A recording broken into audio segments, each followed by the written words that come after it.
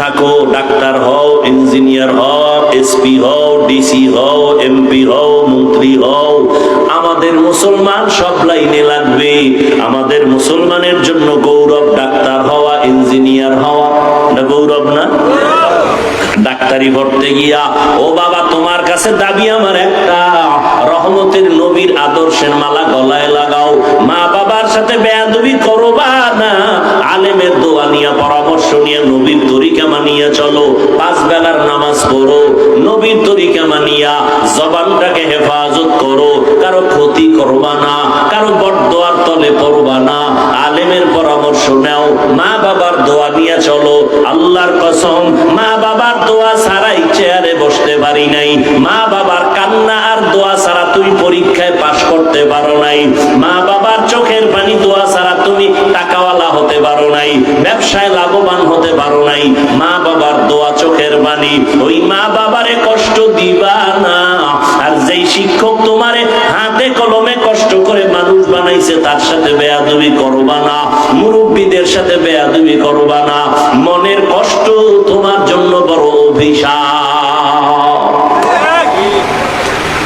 মুরব্বী কষ্ট পায় বলছে আহ, ওই আহ গিয়ে তোর কপালে লাগবে অভিশাপ। ও যুবক দেখো, তোমার লাইনে থাইকা নবীর তরিকা মতো চলা যায়নি। অনেকে বলে কেমনে, দেখো তাকায়া বাবা, স্কুলে পড়ে, কলেজে পড়ে, তোমার মতো যুবকেরা 5 বেলার নামাজ পড়ে আসেনি, সত্যটা বলো। তাহলে তোমার কাছে আমার প্রশ্ন, তুমি কেন পারো না রে বাবা?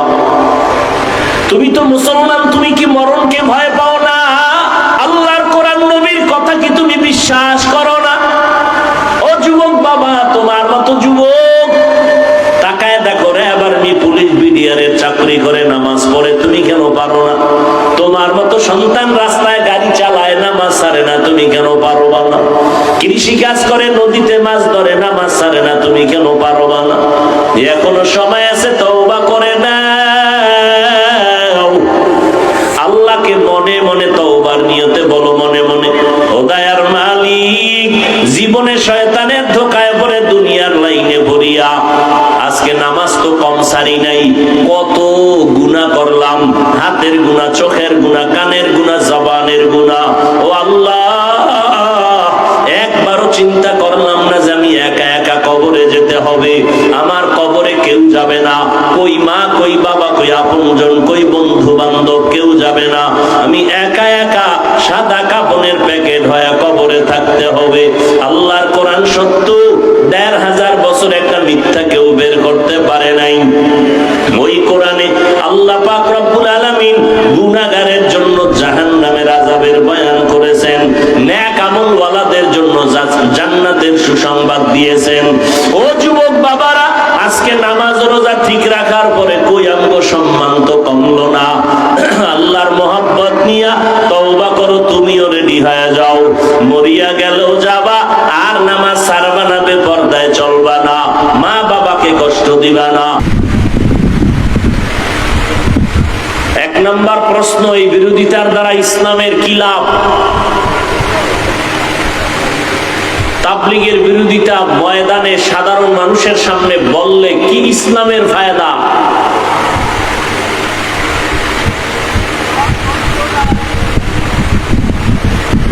দ্বিতীয় প্রশ্ন করবেন,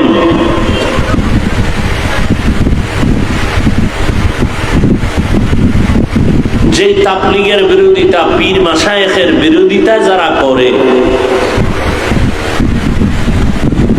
এর দ্বারা তাবলীগ কমে গেছে, কওমি মাদ্রাসা কমে গেছে, খাঁটি আল্লাহওয়ালাদের মিশন কাজ বন্ধ হয়ে গেছে। লাভ কি? একটা কাজ তো মানুষ লাভের জন্য করে, লাভ কি? বরং তাবলীগ আগের তুলনায় কমতেছে না বাড়তেছে? সত্য কথা বলেন, কওমি মাদ্রাসা কমতেছে, হ্যাঁ, চরমনাই কমতেছে, উজানি কমতেছে। তাহলে আপনার বিরোধিতা করার স্বার্থ কি? আপনি তো কমাইতে পারতেছেন না, তো লাভ কি? আপনার লাভ কি? ইসলামের লাভ কি? খুঁজেন। ভালো করে বুঝেন, আপনার কি লাভ আর ইসলামের কি লাভ?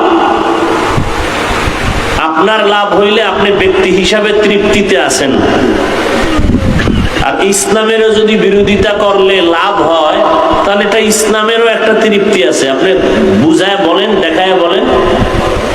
3 নাম্বার প্রশ্ন তাদেরকে করবেন যারা তাবলীগের বিরোধিতা করে, খাঁটি আল্লাহ আলাদের বিরোধিতা করে। বলো, তোমরা যে তাবলীগের পিছনে পড়ে আছো দিন রাত, আমার সোনার বাংলাদেশে যারা খ্রিস্টান বানায়, কাদিয়ানি বানায়, তাদের ব্যাপারে তোমার ভূমিকা কি? বলো। আমার দেশে পীরের নামে ভণ্ডামি যারা করে, তাদের ব্যাপারে তোমার ভূমিকা কি? বলো, জাতিকে পেশ করো।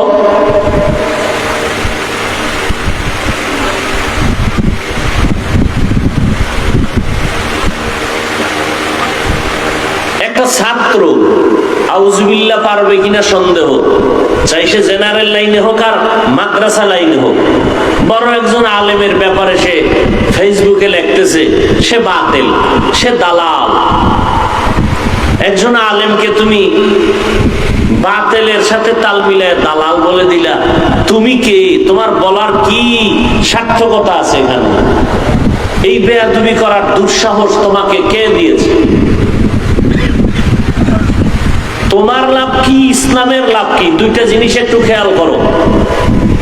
বরং এই বিরোধিতার দ্বারা তোমার ব্যক্তি জীবনের ক্ষতি হচ্ছে, সময় মতো টের পাইবা। সমষ্টিগতভাবে ইসলামের ক্ষতি হচ্ছে, লাভ হয় না।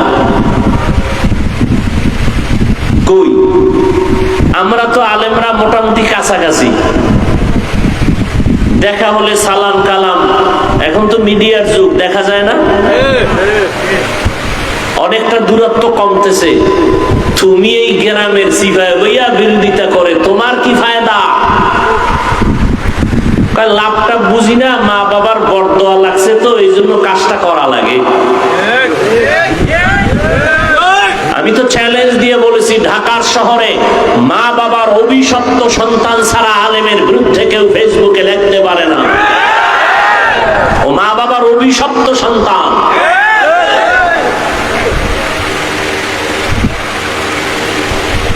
আল্লাহ হেদায়েত দান করুন।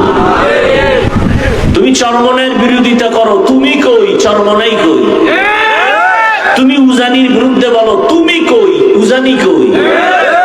তুমি তাবলীগের বিরুদ্ধে কথা বলো, তুমি কই? তাবলীগ কই? লিখে রাখো, ভুলে যেও না।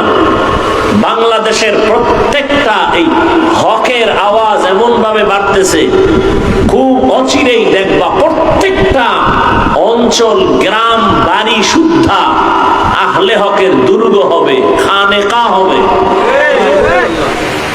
বিরোধীরা হয়তো তওবা করবে, না হয় এদের ছেড়ে পালায় যাবে, না হয় আল্লাহর গজবে মরে যাবে।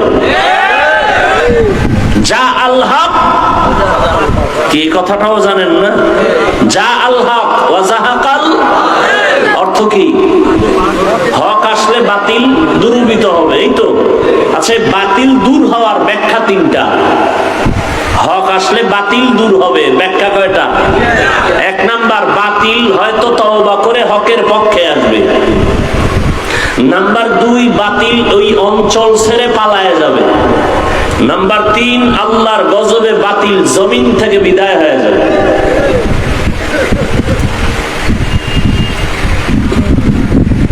আল্লাহ আমাকে হেদায়েত দান করুন, আপনাদেরকেও হেদায়েত দান করুন। বাংলাদেশের উলামায়ে কেরাম যারা হক, এরা কখনো কোনো ব্যক্তির দালালি করে না, এরা আল্লাহ এবং রসুলের দালালি করে। আমি আয়াতটা পড়ছি, দেখি সুযোগ যদি আল্লাহ দেয় তাহলে এই লাইনে কিছু কথা হবে। রসুল কই, উম্মত কই? মুহাম্মাদের আদর্শ কি আর আমাদের আদর্শ কি? আমি হাদিসের ব্যাখ্যাটা একটু দিব 5 মিনিট, তারপরে আয়াত নিয়ে কিছু কথা বলে দোয়া করব। 1500 বছর আগে রসুল একটা স্কেল দিয়ে গেলেন, কিয়ামত পর্যন্ত এই জমিনে কারা রসুলকে মানে কারা মানে না, রসুল স্কেল দিয়ে দিলেন। আজকে আমরা নামাজি বান্দা বেনামাজি দেখলে সি সি করে তাড়ায় দেই। শুনে নাও হাদিসের ব্যাখ্যা ভালো করে। নবীজি বললেন, যারা আমাকে মানে না তারা জাহান্নামী। সাহাবায়ে কেরাম প্রশ্ন করলেন, নবী আপনাকে অস্বীকার করে মানে না, তারা কারা? নবী তারা কারা জবাব না দিয়ে এর আগে একটা সুন্দর পয়েন্ট বলে তারপরে বললেন তারা কারা।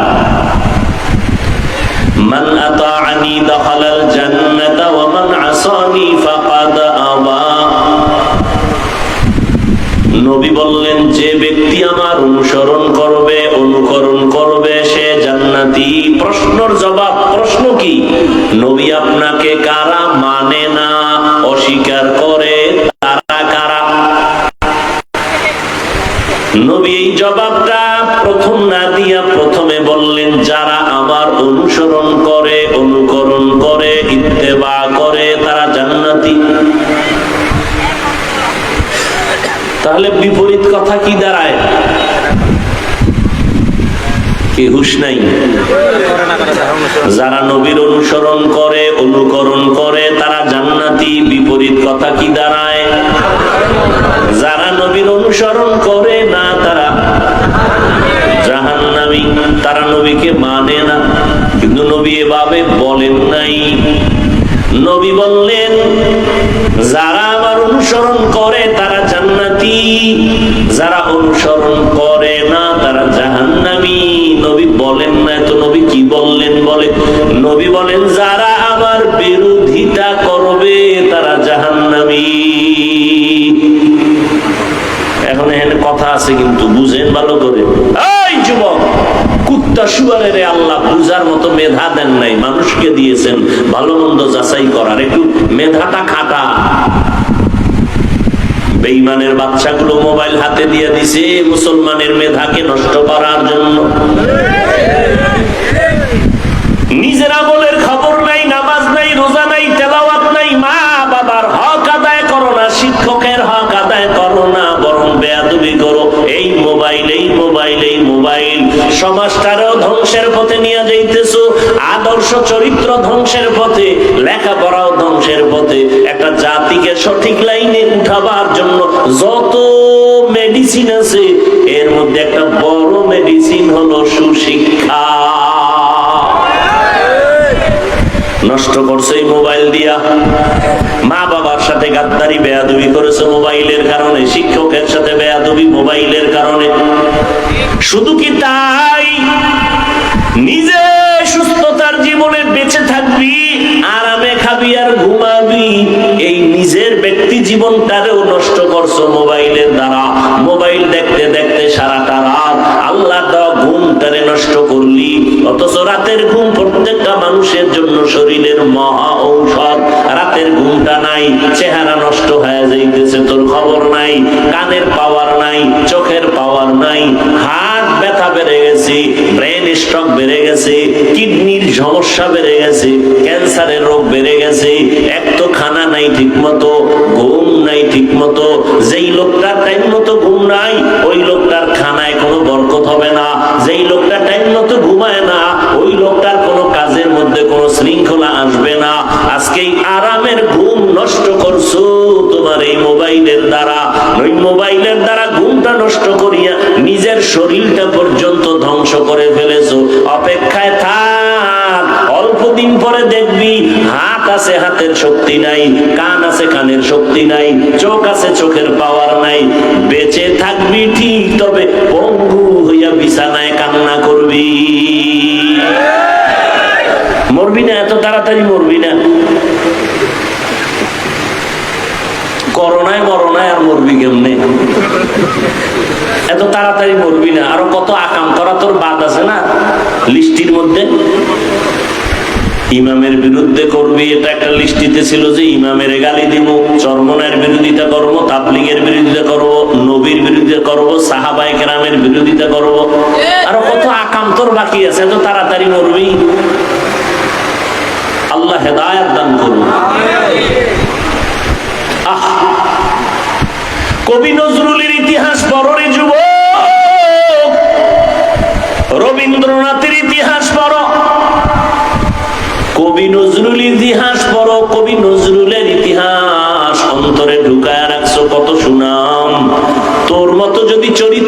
হইতো, নজরুলের নামে মানুষ কোন স্মরণের ইতিহাস লিখতো না। তোর মতো চরিত্রহীন যদি হইতো, কয়দিন আর বাহাদুরি করবি? হাত আছে, পাওয়ার নাই, কপাল খারাপ। আল্লাহ পাঁচ দিছেন আর মেয়াদ দিয়ে দিছেন, মেয়াদ শেষ হওয়ার আগে তুই নিজেই শেষ করে ফেলেছ। এই মাউত বানানেওয়ালা বানাইছে, একটা মেয়াদ আছে, এতদিন সুস্থতার সাথে চলবে। তুমি এটার আইনের নতুন অবস্থায় যদি ইট দিয়া বাড়ি মারো, তাহলে মেয়াদ শেষ না তুমি এটার নষ্ট করছো? তোমার হাতের পার্সের মেয়াদ আছে, তোমার চেহারার সৌন্দর্য আল্লাহ দিয়ে দিছেন। খোদার কসম, কোনদিন কোন ক্রিম আর মেডিসিন চেহারায় লাগানো লাগবে না। 40 বছর পর্যন্ত শুধু চেহারাটা নূরের আলোই থাকবে, উজ্জ্বল থাকবে। তোমার 27 বছরে নাই কেন? এই যুবক, তোমার 25 বছরের চেহারা নষ্ট কেন? তোমার চেহারার দিকে তাকাইলে মায়া হয় না কেন? তোমার চেহারায় উজ্জ্বলতা নাই কেন? নিজে চুরি ছাড়া নিজের গলাকে জবাই করেছো ওই মোবাইলের কবিরা গুনাহ করে করে। আল্লাহ হেদায়েত দান করুন। রহমতের নবী বললেন, যারা করে তারা জান্নাতি, দাঁড়ায় যারা অনুসরণ করে না তারা জাহান্নামী। কিন্তু নবী এটা বলেন নাই। নবী বলছেন, যারা আমার বিরোধিতা করবে তারা জাহান্নামী। এখান থেকে কি বুঝলেন? অনেক কিছু বুঝার আছে। কি কয়? যারা নবীর আদর্শ মতো চলে না এদেরকে জাহান্নামী বলা যাবে না। কি বলা যাবে? বলার আগে ভাবতে হবে এরা দুই দলের কোন দল। যারা নবীর আদর্শ মতো চলে না তারা দুই দল। আজীবনের জন্য কথাটা মনে রাখো হে যুবক, যারা নবীর আদর্শ মতো চলে না তারা কয় দল? দুই দল। এক দল আগ্রহী আর এক দল বিদ্রোহী। একদল কি আর একদল বিদ্রোহী। এই কথাটাকে ভিন্ন শব্দে বলি, একদল দরদি আর একদল বিরোধী। একটা উদাহরণ দেই ছোট্ট, এখান থেকেই বুঝাই। যেমন একটা যুবকের আমি ডান দিক থেকে জিজ্ঞাসা করলাম, এই যুবক, নবীজির আদর্শে দাড়ি রাখো না কেন? দাড়ি রাখা কোন পীরের আদর্শ না নবীর আদর্শ? ও যুবক, রহমতের নবীর আদর্শে দাড়ি রাখো না কেন? যুবক আমাকে জবাব দিল, নবীর আদর্শ মতে দাড়ি রাখার দরকার, চেষ্টা করি, পারি না, দোয়া করবেন, আরো চেষ্টা করব। আছে না নাই? কি বুঝলা? আগ্রহী না বিদ্রোহী? আবার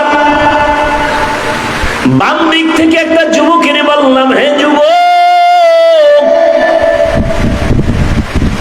নবীর আদর্শে দাড়ি রাখো না কেন? যুবক আমাকে সেকেন্ডের মাথায় জবাব দিল, না রাখলে অসুবিধা কি? আসেনি? আর একটু চালাক হইলে কয়, দাড়ির মধ্যেই কি ইসলাম? আসেনি? আগ্রহী না বিদ্রোহী?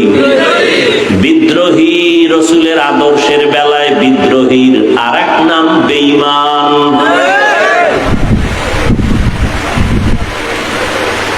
ভালো করে বুঝো, নবী এই জন্য বলে নাই যারা আমার আদর্শ মতো চলে না তারা জাহান্নামী। নবী বলেন নাই, নবী বলছেন যারা বিরোধিতা করবে তারা জাহান্নামী।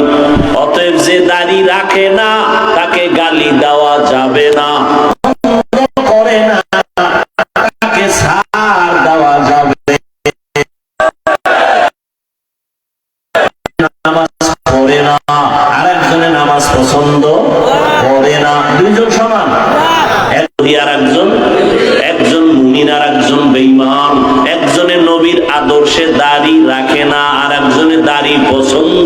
করে না। এক, যে রাখে না সে আগ্রহী মুমিন, যে বিরোধিতা করে সে বিদ্রোহী বেঈমান। একজনে রাজনীতি করে না, তাকে গালি দেওয়া, আর একজনে আল্লাহর কোরআনের বর্ণনা দেওয়া রাজনীতি পছন্দ করে না, তাকে ছাড় দেওয়া। কোরআনে রাজনীতি নেই? তুমি কি জানো কোরআনে? তুমি কি বুঝো কি কোরআনে? আমার রসুলকে আল্লাহ কোরআন দিলেন 40 বছর পর, আর তুমি 27 বছরে সব বুঝে ফেলাবা। আর সেই রসুল যার কোনো তুলনা নাই, কি পরিমাণ সততা, মেধা, যার জীবনে একটা মিথ্যা কথা নাই, 40-এর পরে কোরআন শুরু, পুরা কোরআন তার রসুলের সিনায় আসতে সময় লাগছে 3 দিন। কয়দিন? আন্দাজি আমি কইছি 3 দিন। আল্লাহর রসুলের কাছে কোরআন আসতে সময় লাগছে কত?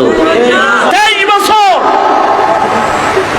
রসুলের কাছে কোরআন আসতে সময় যদি 23 বছর লাগে, তুমি এটা রাতারাতি হইরা মুফাসসির, এত সোজা? দিল্লি বহুত দূর হে। রহমতের নবীর কাছে কোরআন আসছে 40-এর পরে, তাও এক রাত্রে আল্লাহ দেন না। লৌহে মাহফুজ থেকে আল্লাহ একত্রে প্রথম আসমানে দিয়েছেন, ওখান থেকে প্রয়োজন অনুসারে অল্প অল্প অল্প অল্প করে 23 বছরে দিয়েছেন। প্রথম আসছে কোরআনের 5 আয়াত, ইকরা বিসমি রাব্বিকাল্লাযী খালাক, খালাকাল ইনসানা মিন আলাক, ইকরা ওয়া রাব্বুকাল আকরাম, আল্লাযী আল্লামা বিল কলম, আল্লামাল ইনসানা মা লাম ইয়ালাম। এই 5 আয়াতের সাপরে নবীজির দিছে সাপ, এই 5 আয়াতের সাপে নবীর উঠছে জ্বর। বুখারী শরীফের ইবারাত, নবী বলেন আমার উপরে মরণের কষ্ট শুরু। জিবরাইলের খবরই নেই 3 বছর। কয় বছর? আর আয়াতটা এতই আইয়ে না। আমি যে 5 আয়াতের সাপের ভয় পাইছি, জ্বর উঠে গেছে, মরণ মরণ ভাব এসে গেছে আমার ভিতরে, আমি ভয় পাইছি, মনে হয় আজরাইল আসছে আমার দইরা ফেলাইব, এমন অসুস্থ আমি হয়ে গেলাম। মাত্র 5 আয়াতের এই অ্যাকশন, 3 বছরে জিবরাইল আর আয়াত লই আইয়ে না। দীর্ঘ 3 বছর পরে নতুন করে জিবরাইল আইয়া আবার দেখা করলো।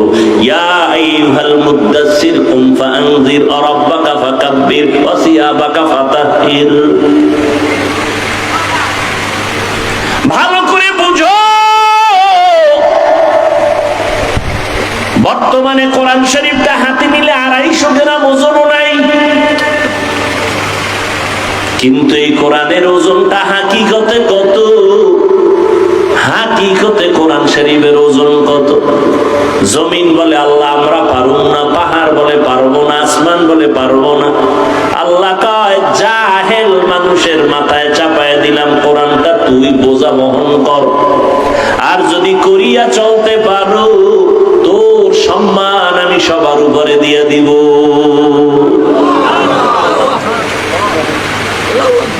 কোরআনে রাজনীতি নেই, বুঝো কিছু? আরে আল্লাহ পাক কোরআন শরীফে বিশাল সূরা রাখছেন, রাজনীতির আলোচনার সূরা। ইউসুফ নবীর সূরাটা তেলাওয়াত কর, পুরো সূরার মধ্যে রাজনীতি রাজনীতি রাজনীতি।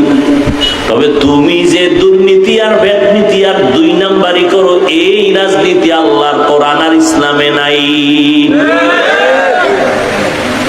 সুলাইমান বিলকিসের ঘটনা আছে, সব রাষ্ট্রনীতির আলোচনা। খুঁজো,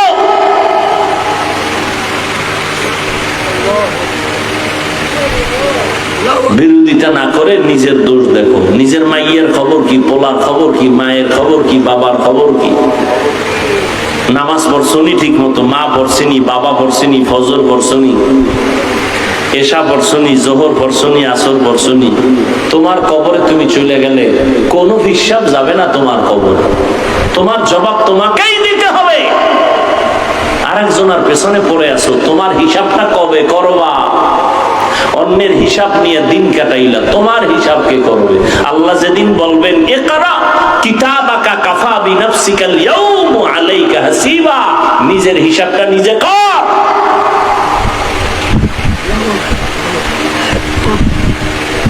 হয় আমরা কেচ্ছা কাহিনীর বয়ান করি।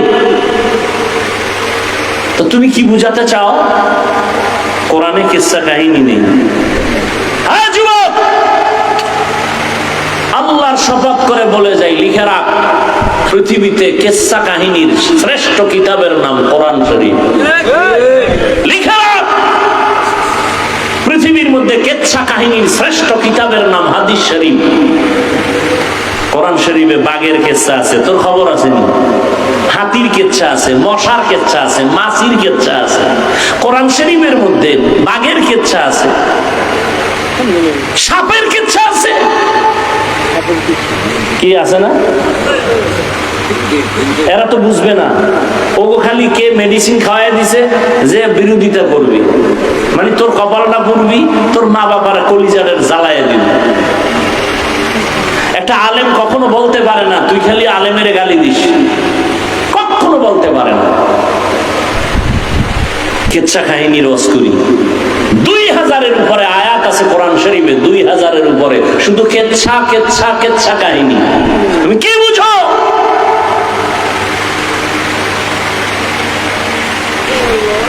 পিপিলিকার কেচ্ছা, পিপিলিকার নামে সূরা, হাতির নামে সূরা, তুমি কি বুঝো? সূরা বাকারা গরুর কিচ্ছা, তুমি কাও গরুর কিচ্ছা বলি কেন, সাপের কিচ্ছা বলি কেন? আল্লাহ বলছেন কেন? বাঘের কেচ্ছা বলছেন কেন কোরআনে? হাতির কেচ্ছা বলছেন কেন? সব কিছুর বলে মানুষের হেদায়েতের জন্য। আমরা তো ওই কেচ্ছাই বলি, উম্মতের সামনে যেই কেচ্ছা শুনলে মানুষের দিল নরম হয়, চোখে পানি আসে, তওবার জন্য অন্তর তৈরি হয়। আমরা তো সোনামন্দের গান গাই না। তোমার অন্তর এত নষ্ট কেন? তোমার অন্তর এত নষ্ট কেন? আলেমের বিরুদ্ধে কথা বলার দুঃসাহস কে দিয়েছে তোমাকে? তোমার জীবন মরার আগে ধ্বংস লিখে রাখো, লিখে রাখো। মা বাবার সাথে বেয়াদবি করবি, খোদায়ও মাফ করবে না, কারণ এটা বান্দার হক। শিক্ষকের সাথে বেয়াদবি করেছো, শিক্ষক ক্ষমা না দিলে তোর ক্ষমা নাই, বান্দার হক। এই জমিনে আলেম যদি না থাকে তো ইসলাম কোথা থেকে শিখবা? আলেম আছে তো ইসলাম আছে। এরা রাসূলের ওয়ারিস, এরাই উম্মতকে হেদায়েতের দাওয়াত দিবে। হ্যাঁ, মাছ ছাড়া যেমন কাটা ছাড়া যেমন মাছ নাই, দোষ ছাড়া মানুষ নাই। তুমি আমার দিকে তাকাও কেন? তোমারে ধরলে তুমি বাঁচবা কেমনে? তোমার মধ্যে কি কম আছে নি দোষ? কেন এগুলো করো? লাভ কি? তোমার লাভ কি? ইসলামের লাভ কি? দুইটা কথা আজকে শুরু থেকে বলেছি, মনে রাখো। তুমি আলেমদের বিরোধিতা করলে, তাবলীগের বিরোধিতা করলে তোমার লাভ কি? ইসলামের লাভ কি? একটু দুইটা প্রশ্ন তোমার বিবেকের কাছে রেখে গেলাম। বরং তোমার অধঃপতন চলে আসতেছে খুব দ্রুত। তুমি কান্না করো, কাউকে পাশে পাইবা না। তাবলীগ তো তার গতিতে চলতেছে। তাবলীগের মধ্যে একটা বিশাল দ্বন্দ্ব হয়েছে না? হয়েছে না? এখন খুঁজা দেখেন তো, কাজ কমছে না বাড়ছে? কাজ কিন্তু বাড়ছে। এই ভাই, সাতপন্থী যাদেরকে বলা হয়, এরাও কিন্তু মানুষকে দাওয়াত দিতেছেন। দুইটা পাঠ হয়ে গেছে, কাজ কমছে না বাড়ছে? তা তোমার বিরোধিতা করে লাভ কি? ইসলামের কি লাভ? বরং এই তাবলীগের কারণে, খাঁটি আল্লাহওয়ালাদের কারণে, হুজুর টুজুর না, জেনারেল লাইনের বহু মানুষ দ্বীনের পথে আসছে। অস্বীকার করা যাবে না। কেন বিরোধিতা করো? আমাদের বিরোধিতা করবে বেঈমান, বিধর্মী। তুমি মুসলমান হয়ে কেন করো? কি স্বার্থ তোমার? দিলকে বড় বানাও, মানুষকে বুকে লাগাও, আলেম পাইলে সালাম দাও, দোয়া চাও, দূরত্ব কমায় দাও, দেখবা ইসলামের অনেক ফায়দা হবে ইনশাআল্লাহ। নবীজি বললেন, যারা আমাকে আমার আদর্শ মতো চলে না তারা আমাকে মানে না। বলে না না, যারা বিরোধিতা করে তারা আমাকে মানে না। ভালো করে বুঝুন যুবক,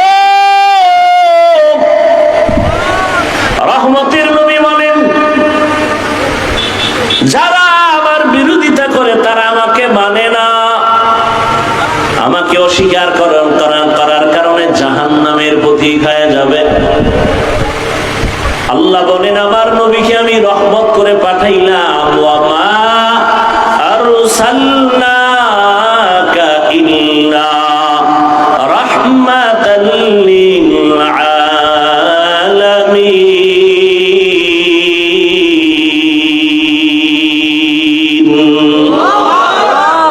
ইমামুল আউয়ালিন আল আখিরিন বাহরে সাদকা রাহমাতাল লিল আলামিন সাইয়্যিদুল কাউনাইন খাতমুল মুরসালিন আখিরা মদবুতে ফখরুল আউয়ালিন। আল্লাহ বলেন আমি রহমতের নবীকে রহমত করে পাঠাইলাম।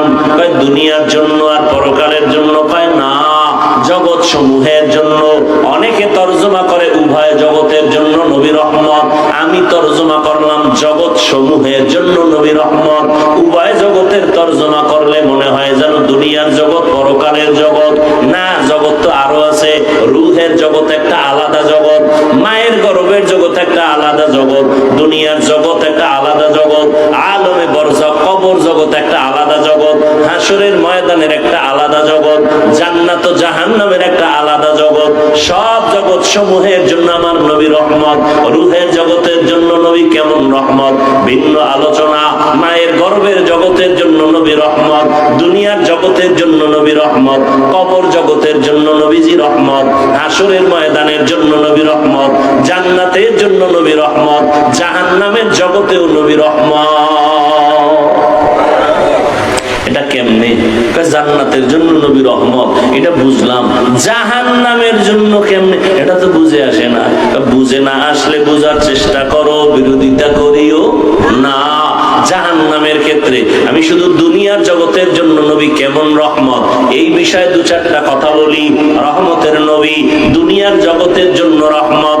এরে নবীরা আসে শুধু কি মানুষের জন্য? কয় না, রহমতের নবী মুমিন মুসলমানের জন্য যেমন রহমত, বেঈমানের জন্য নবী রহমত। পুরুষের জন্য যেমন নবী রহমত, নারীদের জন্য আমার নবী আলাদা রহমত। শুধু মানুষের জন্য নবী রহমত না, জিনদের জন্য নবী রহমত। শুধু মানুষের জন্য নবী রহমত না, জঙ্গলের প্রাণী পশুদের জন্য নবী রহমত, নদীর মাছের জন্য নবী রহমত, গাছের জন্য নবী রহমত,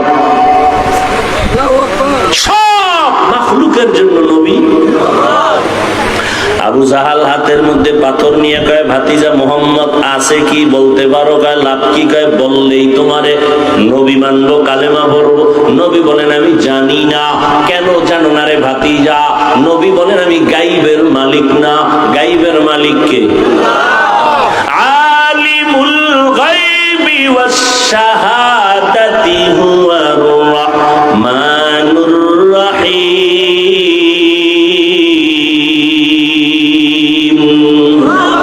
গায়বের মালিক কে?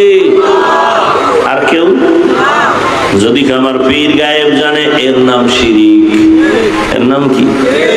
আল্লাহ বলেন আমান ইউশরিক বিল্লাহ ফাকাদ হারামাল্লাহু আলাইহিল জান্নাহ। যারা আল্লাহর সাথে শিরিকের গুনাহ করবে তাদের জন্য জান্নাত হারাম। ও দয়ার মালিক, শিরিক মুক্ত ঈমান আমাদের দান করেন। আবু জাহাল বলে আমার হাতে কি আছে? নবী বলে আমি জানি না। নবীজি বললেন হাতের মুষ্টিতে যা আছে তোমরা একটু আওয়াজ দাও। পাথরগুলো কালেমায়ে শাহাদাত পড়া শুরু করলো। কপাল খারাপ, আবু জাহিল্লা পাথরগুলো মাটিতে ফালায় কয় মোহাম্মদ বড় জাদুকর। কপালে কি নাই? মাইয়াহদিল্লাহু ফাহুয়াল মুহতাদ ওয়া মান ইউদ্লিল ফালান তাজিদ লাহু ওয়ালিয়াম মুরশিদা। এর যুবক, ১৫০০ বছর আগে রহমতের নবী বলেছেন যুবকেরা আমি মুহাম্মদের উপকার করেছে, বুড়ারা আমি মুহাম্মদের বিরোধিতা করেছে।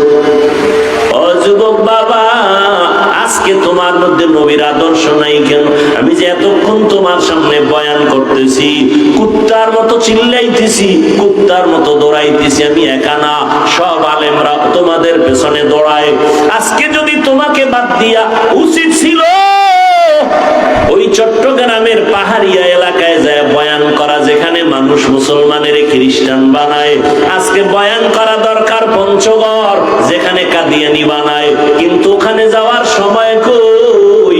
ফজর থেকে দৌড় শুরু হয় আসর পর্যন্ত, আসর থেকে মাগরিব, মাগরিব থেকে এশা, এশার পরে সারা রাত 12টা মাস মুসলমানের পেছনে দৌড়াইয়া পায়ে ধরে ধরে ধরে ধরে বলি আমার দলে আসো, একবারও বলি না আমি 5 কল্লি টুপি মাথায় দিয়েছি, ভিন্ন টুপির বিরুদ্ধেও বলি না, হিংসা করে সালাম বন্ধ করি না। আমি কওমি মাদ্রাসার সন্তান, কোনদিন স্কুল কলেজ আলিয়ার বিরুদ্ধে বলি না। আমি তাবলিগের লাইনের সন্তান, আমি বলি না তাবলিগ করো না হয় জাহান্নামে যাইবা।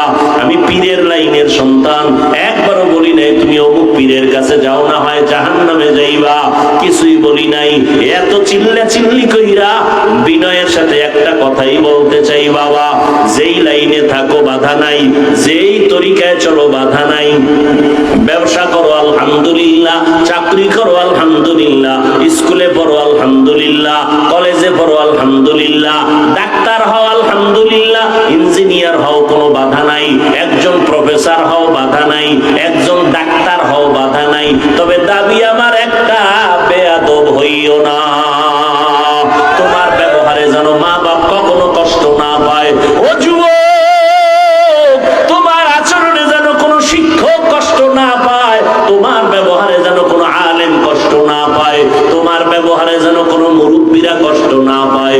তুমি এমন একজন ডাক্তার হও যে দ্বীনের উপকার হবে, উম্মতেরও ফায়দা হবে, এবং তোমার সম্মানটা মরিয়া গেল মানুষ দোয়া করবে তোমার সম্মানের সাথে। যদি এমনটা হতেই চাও, 2টা জিনিস তোমার লাগবে, লিখে রাখ।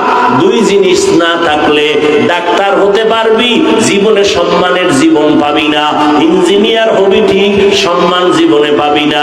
হ্যাঁ, সম্মানিত ডাক্তার যদি হতে চাও, সম্মানের জীবন নিয়ে যদি ইঞ্জিনিয়ার হতে চাও, জেনারেল লাইনে থাকো আলহামদুলিল্লাহ, তবে সম্মান বড় দামি জিনিস। এটা পাওয়ার জন্য 2টা জিনিস তোমার লাগবে। কয়টা?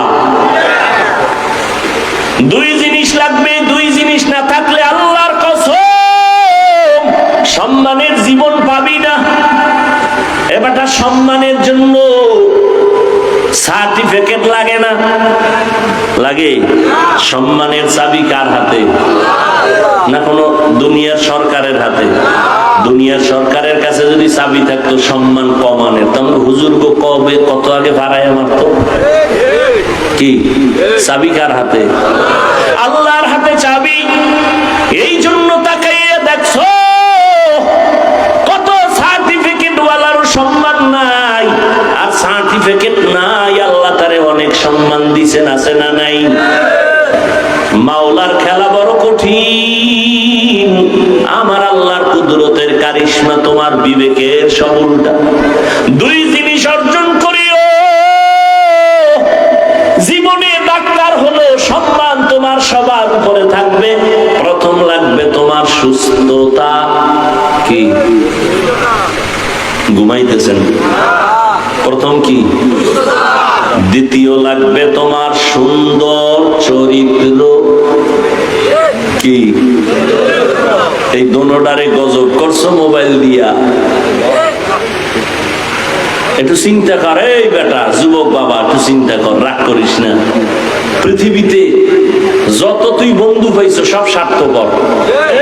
খোদার কসম সব স্বার্থপর। আল্লাহর কসম করে বলি, নিঃস্বার্থ এই জমিনে তোর একমাত্র বন্ধু ওলামায়ে আহলে হক। এরা সব নিঃস্বার্থ বন্ধু, এদের কোনো স্বার্থ নেই। এই তুই আমারে গালি দাও জানি না, কথা হয় না। কি পরিমাণ গালি দাও, কি পরিমাণ বিরোধিতা করো, এরপরও কোনো প্রতিবাদ করি না। দেখলে সালাম দেই, বাবা কেমন আছো, বাড়ি কই, হাসি মুখে। ইমামের বিরুদ্ধে কত কথা, ইমাম কোনোদিন রাগ করে না, বরদোয়া করে না, গালি দেয় না। বেতন দেয় 10,000 6 মাস বাকি, কোনোদিন ইমাম সাহেব মানব বন্ধন করছে? জুমায় কইছেনি যে বেতনটা টাইম মতো দিবা, নাইলে আসর থেকে সূরা উল্টা পড়া হবে। নিঃস্বার্থ তোমার একমাত্র বন্ধু আলেম। এরে যুবক, দুই জিনিস তোমার লাগবে সম্মানের সাথে যদি তুমি জীবন চালাইতে চাও। এক নাম্বার কি বলছি? সুস্থতা। রাতের ঘুম হলো সুস্থতার জন্য মহা ঔষধ। আর এটারে জবাই করছো কি দিয়া? ব্যাস, এখানে কোনো অস্ট্রাজ লাগবে না, এটা ডাইরেক্ট ওয়াজ। আর এটা আমাকে হুজুরে ওয়াজ না। গুগলে মোবাইল তো আর ছাড়বি না, জিব্রাইল আইলো। তাহলে আকাম না করে দিয়ে একটা ভালো কাজও কর, গুগলে ঢুইকা সার্চ দে রাতের ঘুম শরীরের ঔষধ কি হিসাবে বা কোন অংশ, সব ডিটেলস চলে আসবে। রাতের ঘুম শরীরের মহা ঔষধ, তবে রাতের প্রথম অংশ না, শেষ অংশ না, মধ্য অংশের ঘুম হলো শরীরের মহা ঔষধ। তুমি চরিত্র এত সুন্দর, একটা কলঙ্কের দাগ নাই, কিন্তু চাকরি পাইছো ভালো, বেতন কত হাই স্কেল, কপাল খারাপ, তুমি অসুস্থ। এক সপ্তাহ নাই, কেউ নাই, কেন কয় স্যার অসুস্থ, করে রিজাইন দিতে বল। তাহলে সুস্থতার নাম কত? কিন্তু তুমি সুস্থ, তোমাকে মেডিকেলে বারবার চেক আপ করার পরে এক বিন্দু কোনো রোগ ধরা পড়ে নাই, কিন্তু রোগ আছে একটা, চরিত্র খারাপ। চাকরি মেয়াদ বাড়বে, তাহলে দুই জিনিস লাগবে, সুস্থতা, সুন্দর চরিত্র। সুস্থতার জন্য লাগবে একটু রাতের ঘুম, চরিত্র ঠিক করতে হলে লাগবে একদিকে মোবাইল ছাড়ো,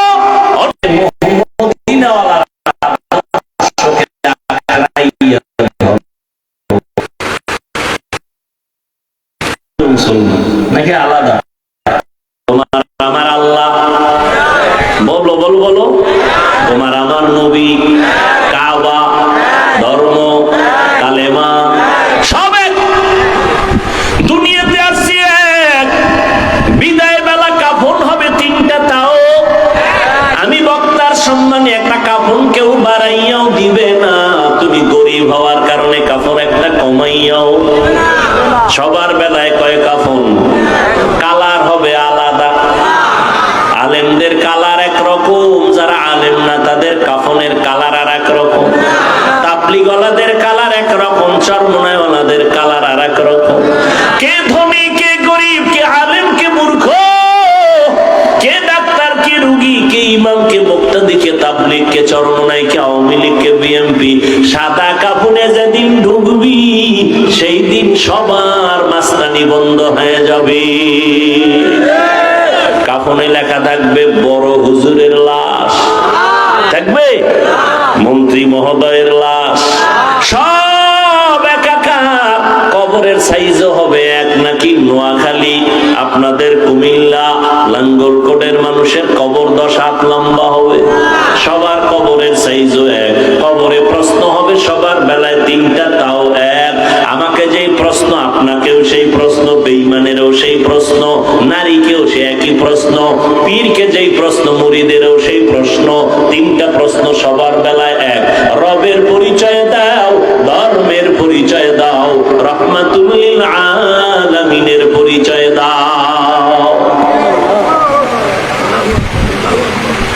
দুনিয়ার নিয়মের উল্টা। ক্লাস 1 এর প্রশ্ন আলাদা, 2 ক্লাসের ছাত্র ছাত্রীদের প্রশ্ন আলাদা। 8 এ যারা পড়ে তাদের প্রশ্ন 9 এ যারা পড়ে সমান। অথচ আমার মাওলার কুদরত কেমন, তুমি ধনী হও, গরিব হও, সাদা হও, কালো হও, শিক্ষিত, অশিক্ষিত, আলেম, মূর্খ, যেই লাইনে থাকো না কেন, প্রশ্ন সবার বেলায় এক, 3টা। ধর্মের পরিচয় দাও, রহমতের নবী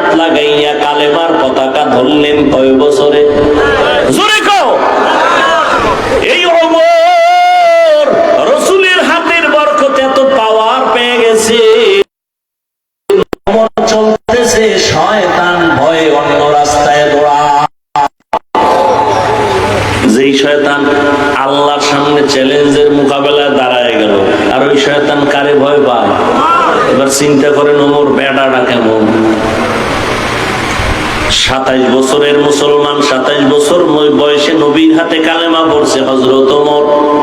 কথার আগে তরবারি রেডি, শয়তান দেখলে দৌড়ায়। ওয়ার্দজাহানের খলিফা ওমর রাষ্ট্র পরিচালনা করেন, একটা সিকিউরিটি গার্ড নাই, কোনো বডিগার্ড নাই। দুশ্মনেরা খুঁজে ওমরের এত পাওয়ার কেন, বডিগার্ড কয়জন? কয় একজনও নাই। কথা লেরে মাইরা ফালানো তো বড় সহজ। কয় আমি আল্লাহ যারে হেফাজত দিয়া রাখবো, তারে কেউ ক্ষতি করতে গেলে নিজেই ক্ষতি হয়ে যাবে। দুশ্মন লাগাইয়া দিল। তদানীন্তন সময়ের রোম সম্রাট কয় ওমরের হত্যা করো। একা পাইলে একাই কোথায় পাও? দেখো খবর নিতে নিতে নিতে নিতে খবর পাইছে খোলা ময়দানে ওমর হাতের বালিশ বানায় একা একা ঘুমায়। তরবারি কই কয় দূরে ফালায় রাখছে। কয়টার মার, সুযোগ পাইছি। দৌড়াইতেছে আল্লাহর বান্দা, দুশ্মন ওমরের মারার জন্য যায়। ওমর একা ঘুমায়, তরবারি নাই, হাতের বালিশ বানাইছে। অর্ধজাহানের খলিফা, দুশ্মন তরবারি নিয়া একটু আগায় আবার দাঁড়ায় ভয়। যাইতে যাইতে যাইতে যাইতে কিনারার একটু গেলেই তো কাম ঘটায় দিবে, কিন্তু তাকাইয়া দেখে